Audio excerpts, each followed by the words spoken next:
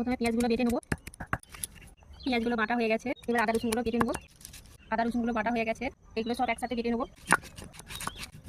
এর মধ্যে গোটা জিরে দিলাম না, এগুলো সেদ্ধ হয়ে গেছে। আমাদের ঘরের মুরগির ডিম। প্রথমে পেঁয়াজগুলো ভেজে নেবো।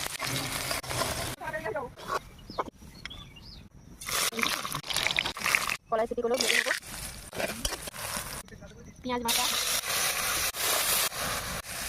আদা রসুন বাটা, টমেটো কুচি, লঙ্কা বাটা, মশলার জলটা দিয়ে দিলাম। কাঁচা লঙ্কাগুলো দিয়ে দিলাম। এবার জলটা দিয়ে দিলাম, একটু নুন দিয়ে দিলাম। ডিমগুলো এর মধ্যে দিয়ে দেবো। কড়াইশুঁটিগুলো দিয়ে দিলাম। পেঁয়াজ ভাজাগুলো দিয়ে দেবো এর মধ্যে। এবার নামিয়ে নেবো। মটর কড়াইশুঁটি ডিমের রেসিপি তৈরি হয়ে গেছে।